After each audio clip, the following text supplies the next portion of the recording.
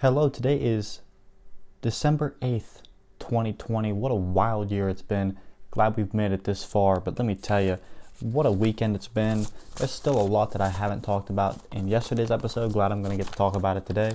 Again, you're listening to The Jared Barnes Show. I'm your host, Jared Barnes. Again, I want to say thank you for choosing to listen to this podcast because there is so many other podcasts out there, sports podcasts, and the fact that you chose this one really means something to me, and it holds a place in my heart that you would choose me to listen to. And guess what? Be a part of the following. Let's get this thing going.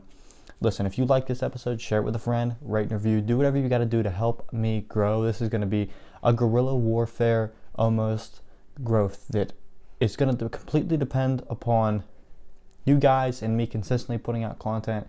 And that's why I love you guys, because you guys are the greatest fan base a person could have. I love every single one of you.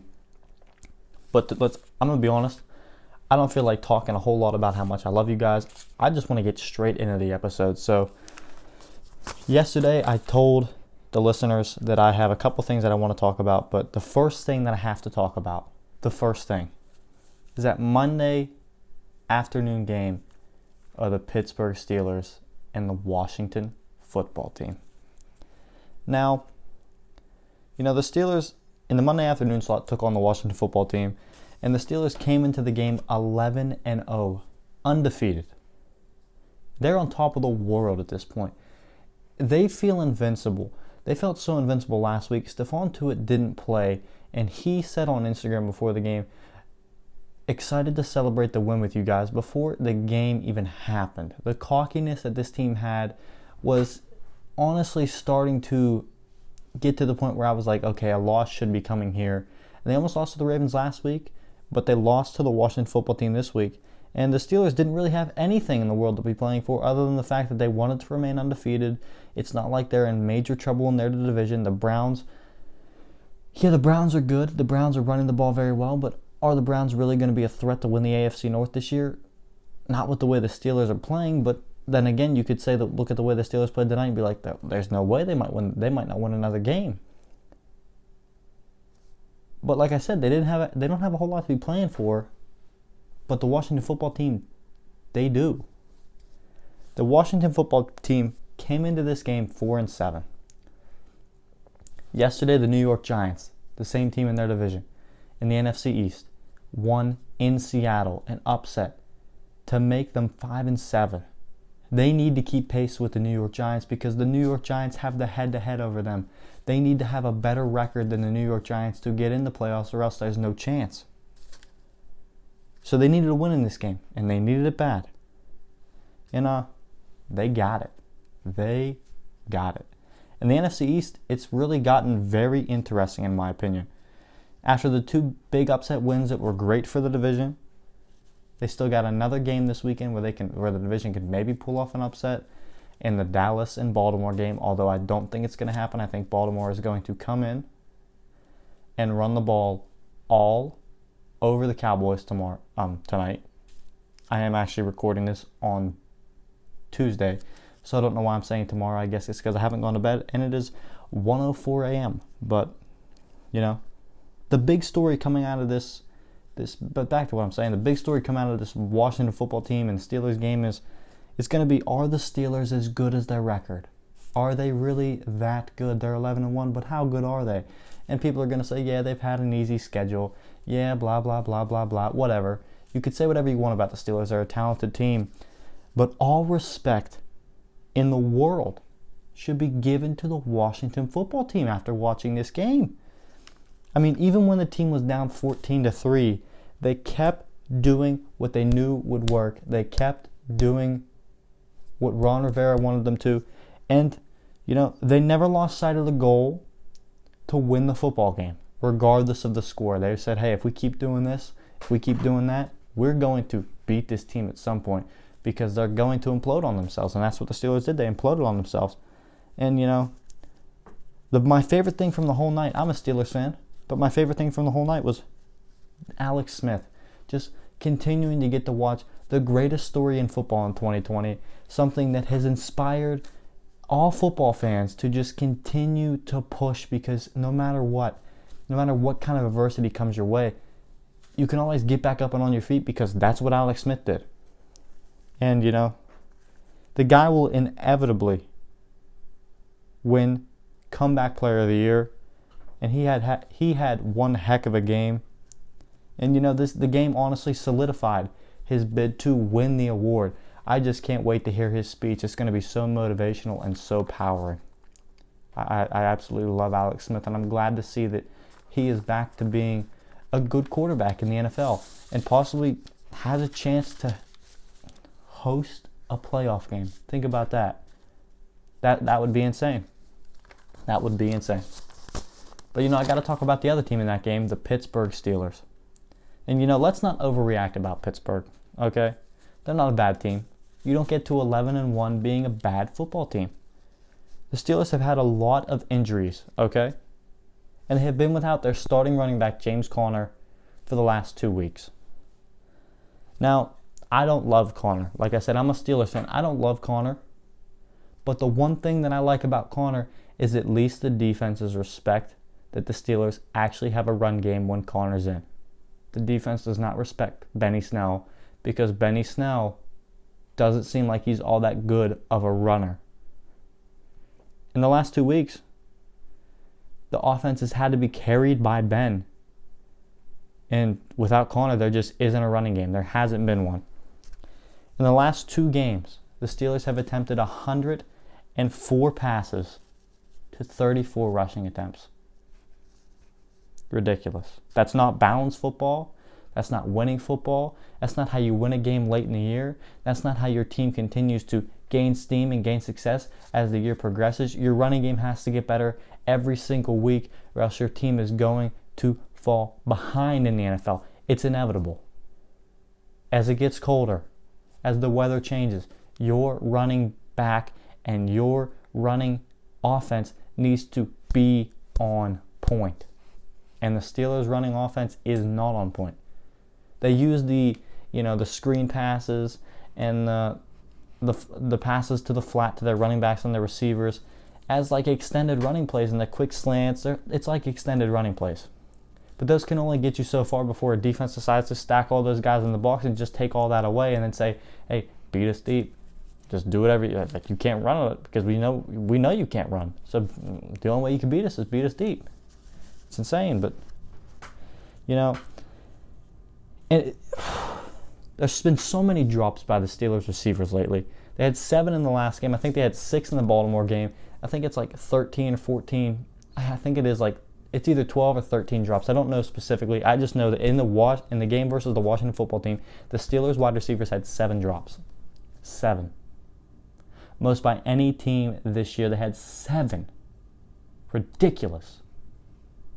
But I tell you what, as the season has gone on, there was one guy on the Steelers team that I think continues to. He deserves more playing time. Every single week he proves that he is a playmaker, he is a baller, and that is James Washington. Last week versus Baltimore, he came up big with a catch to seal the victory. This week he had a 50-yard touchdown on a screen pass. Get the man on the field more often because he is a playmaker. Deontay Johnson drops the ball too much, but he is electric. Juju's great. Chase Claypool's great. Oh, great. You know what I'm saying. But the receiving core in the Pittsburgh is great. They're young. But James Washington needs more playing time. He's a playmaker. Get him the ball more. And, everybody that follows me kind of knows I'm a Steelers fan. I kind of make it open. But I'm fair about my judgment with teams. Like, I don't just favor the Steelers over everybody. No, I know the Steelers aren't the best team in the league. And I know that the chances of them winning Super Bowl this year, personally, in my opinion, aren't as high as I would like them to be, even though they're 11-1. But someone asked me if this game changes how I feel about Pittsburgh, and honestly, my answer is no.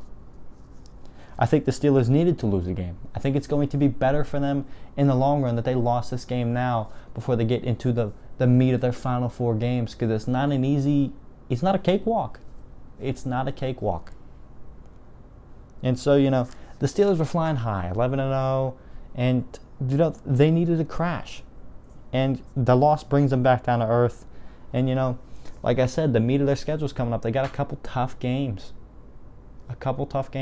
Next week they host Buffalo. Well, they don't host Buffalo. Buffalo hosts them on Sunday Night Football in a game that I am very, very, very excited to watch, because after watching the Washington football team and Pittsburgh play, and then watching Buffalo play San Francisco, wow, it's going to be a fun game next Sunday night. I am extremely excited about it, because the Bills are not going to be an easy team, because that offense is rolling. But my question is, if you apply pressure to Josh Allen, how good is he going to be? And we are going to find out next week. I'm excited about it. I will be previewing that game on my Friday episode, which I am excited for. Super excited for it. Like I said, I'm going to be pumping out content here, and this is the second episode that I'm releasing this week. And I plan on doing at least 2 more. I want to do another one tomorrow night, recorded at least tomorrow night, and put it out on Wednesday, and then record one on Thursday to put it out Friday. Is that right? Yeah, you get it. But whatever, or at least record it on, I don't know. I got to figure it all out, I guess. I'm kind of going as I, trying to figure it out as I go, because like this idea of releasing all these new episodes in shorter, like making a shorter episode, but just a couple topics to, keep myself entertained, but yet again not give myself an over amount of work to do, but still be able to balance the rest of my life. It's been an interesting thing to think about, because I honestly thought about it on my way to the gym on Sunday before the Sunday night game. I was going to the gym and I said, I should start doing podcasts again, because that's something that I really love to do and I kind of miss a lot. I said I enjoyed doing the YouTube content. I tried to go on TikTok and it's not working the way I thought it was going to be. So I said, hey, let's go back to what I have fun doing and I enjoy doing, and it's kind of working. So I'm going back to it, and I'm trying to give myself as much content as possible, but still make it as enjoyable for myself as possible without getting dragged down and tired and bummed out. And I'm in a good place right now. Like I said, I've been going to the gym quite a bit lately, and it's been an enjoyable time. I'm just excited to be back on the microphone, because it is the thing that I enjoy the most. So, and gonna move on from that, because I got a couple more topics I got to talk about, but I need to get a drink first. I'm not gonna even say what this is, because guess what? No free ads. Nobody gets any free ads. I guess I say that, but then I'm wearing a hoodie with a brand on it, but I'm not gonna say it.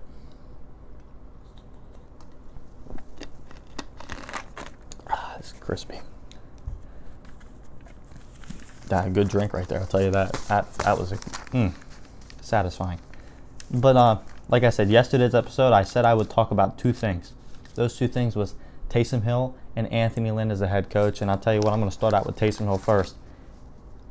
Some people might disagree with what I'm about to say here, but I just don't see how you could say with conviction that Taysom Hill is the future in New Orleans. Debate me on it. Please do. Before Sunday, Taysom Hill had never thrown for a touchdown pass in his career. In a league, in the NFL, where the passing game is king. I love Taysom Hill. He's been one of the best stories in the NFL in the last couple of years. No one is as entertaining to watch as him. He's the guy that went undrafted. So many career injuries that could have just ended his career in college. He comes to the NFL. He doesn't, he goes undrafted, overlooked, gets his chance, does anything he can to get on the field for his team and, just help his team win in whatever way he can, even though he's a quarterback. Starts out on special teams, then he becomes this offensive weapon, then now he's getting his chance to prove the world, prove the league, and prove the organization that he is currently employed by that he can be a quarterback in this league. I absolutely love it. He wants to prove all the people that are skeptical of him wrong. But like I said before, I just don't believe in him as the long-term quarterback for the Saints. I don't see how his style of play is sustainable for a 16-game season. The offensive pieces that they have around him are a perfect fit for him. Alvin Kamara, you could just dump it off to your playmaker in space and let him, do his thing. You got Michael Thomas, the slant route king, as people call him, slant boy. You run him on a slant, you ditch the ball to him. He can make plays whenever he feels like. Whoa. Cat's messing with my tripod. Yikes. But, Jared Cook at tight end, another big playmaker. Emmanuel Sanders on the outside, a guy that can stretch the field for you but can also be very versatile in the pass game. It's big. He has the offense built perfectly for him. Good offensive line, very solid defense. And if this is the final year that Drew Brees plays, let's say that, after, his injury or his ribs, let's say he comes back maybe 1 or 2 weeks before the season ends. They make a run in the playoffs, regardless of whether they win the Super Bowl or not. Brees goes, yep, this is it. I have to retire. And I honestly could say that the Saints might roll with him for a season as they transition into the next phase of their franchise, whether that be they roll with Taysom for the future, which I don't think they'll do, whether that means they'll roll with Jameis for the future, which I don't know if he'll be on the roster in 2 years, or whether that means they run with a young guy. Who knows? But the Saints' future is bright, though, even without Brees in the picture. Winston's currently the backup. Like I said, Michael Thomas and Alvin Kamara are locked down for a couple years to come. And the defense, they're legit, and they have some young budding stars on that defense that they could maybe lock down. The salary cap is only going to increase here in the near future. Next year it might decrease, but then after that it's only going to skyrocket it's exciting to see that. And certain teams are built for success. The teams with the older quarterbacks might be built for success in that because they'll be able to lock down all their young guys, draft a younger quarterback, and then move into the future. Teams like the Chiefs were built for that because they signed Mahomes to this 10-year deal where he's kind of trapped at this certain amount of money per season, and the salary cap's going to increase. They'll be able to pay a lot of their guys to stay around him. Good for the team. Good for the player. Good for their chances of winning. And let me be honest about Taysom Hill. I just don't see it long term. I just don't see it in a 5-year plan for the Saints. I don't see how he can be the guy 5, 6, 7 years down the road. I could be dead wrong about this. I really feel like I could be dead wrong about this. But, like I said, it's just, in my mind, it's not sustainable at all. But, yeah, I could be wrong. Like I said, could be wrong. But, I also said I was going to talk about another thing, and, it's going to be a good thing to wrap up the episode with. Anthony Lynn is a head coach. I just don't see how he might make it the whole season, but I just don't see how he can be in LA next year. He needs to be fired. Yeah, and he's a solid coach. He's underachieved in the last 2 years. Yep, they've had injuries. And, Lynn and the organization seem to be going in 2 different directions. Lynn is going this way. The organization has a young quarterback. They don't want to stunt his growth. They want to get him a young offensive guru that's going to help him develop as much as possible so that they can maybe possibly put themselves in a Super Bowl window here in 2 or 3 years. And, with Lynn in the picture, I just don't see how the organization thinks they'd be able to do that. They need a young offensive mind. They need somebody different. His game management is pretty poor. He's very conservative. Maybe he's conservative because he has the young quarterback and he doesn't want to rattle him because he wants to develop him and not stunt his growth. But either way, I think it is stunning his growth regardless. And yeah. But the question at that point is, who should LA pursue? And there are some good potential candidates. And the top 2 in my mind that LA should go after, and I hope LA fans would feel the same way, but the top one, which it probably wouldn't happen because it's a guy from inside of the division, but that would be Eric Bieniemy. He's from Kansas City. He knows the division.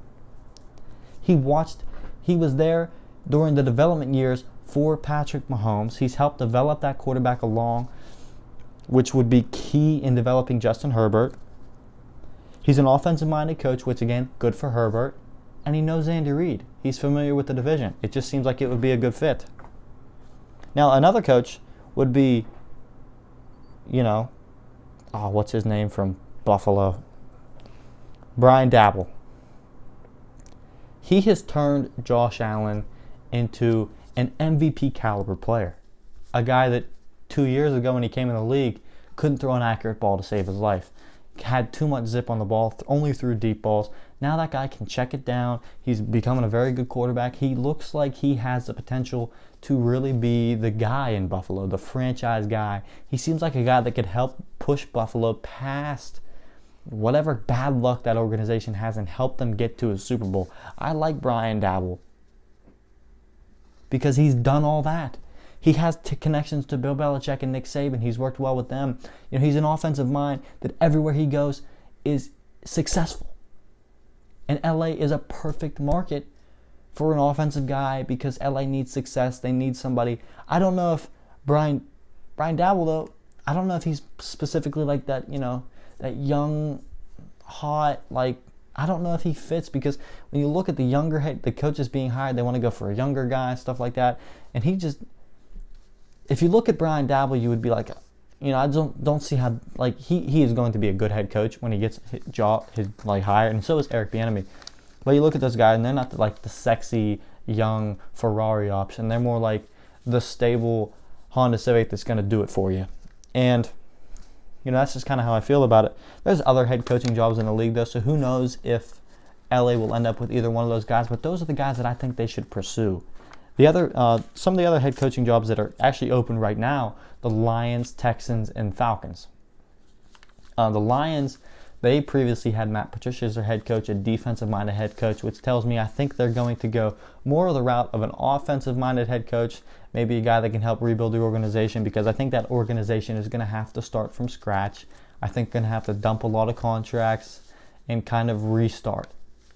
The problem was the Lions didn't need to do this years ago when they hired Matt Patricia because they had Jim Caldwell. They were building a culture there, and then Matt Patricia came in and tried to turn it into the Middle East Patriots. The middle of the country Patriots. I don't know how to really say it, so that's how I'm going to say it. And it failed. It was a failure project, and honestly, the GM, I don't know if he was fired, but he needed to be fired as well if he wasn't. And, that tells me, because normally when a head coach gets hired, the next guy that's after him, if he gets fired, tends to be the opposite of what he was. So Matt Patricia, defensive-minded head coach. I expect the Lions to go offensive-minded head coach. Maybe that's where Brian Daboll comes in. Seems like he'd be a perfect Detroit guy, Maybe not, though.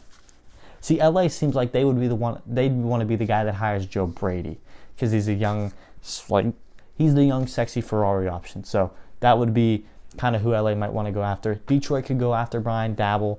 I think the Jets, who that job's going to be open for sure, especially after that Hail Mary. I mean, he fired Greg Williams, but, you can't just keep, blaming everybody else for your failures as a head coach. So Adam Gase is definitely going to get fired. Maybe that's where Eric Bieniemy goes. Bill Cowher is rumored to be open to take that job. Right now, this is kind of more of a discussion, not like a very serious actual consideration. I'll probably drop the serious consideration episode probably that Sunday or probably Black Monday into Tuesday because, we'll be talking about playoffs and stuff like that. But the head coaching thing is going to be such a big thing that I just absolutely... There's nothing I love more than the NFL offseason. It's so entertaining to me. And, another job that might be open is the Jaguars job, Doug Marrone. I don't know how he's managed to be the head coach there for as long as he has, but their GM, David Caldwell, he was fired. So I don't know if the people in the front office are going to want to keep Doug Marrone around. The Texans job, it's open. They need an offensive coach there, in my opinion. Maybe they go defensive, though. Maybe they hire Robert Saleh, because that defense needs help, and bring in a younger offensive guy to help mold and grow the Texans offense. There isn't a lot to work with down there in Houston. Bill O'Brien left that place in shambles when he left. So in Atlanta, I think Raheem Morris, the interim head coach, is actually going to get that job either temporarily for a year, because I do think it is going to be a weird year to hire head coaches because of COVID and stuff. So I think it's going to be interesting. Anyways, that's literally all I had for you today. Like I said, these episodes are going to be short every single week. I'm glad you decided to watch, decided to listen. It's extremely exciting to me to continue to, hop back on a mic and do these things. I love it. I hope you enjoyed it. This is Jared Barnes. I'm the host of The Jared Barnes Show. Again, if you like this podcast, make sure to, share it with a friend. do whatever you can to get the word out there that this thing is growing, because it's going to be a fun time. And I love and enjoy talking and connecting with every single one of you. It means so much to me. Hope you guys have a fantastic week. I'll talk to you later. Have a good one.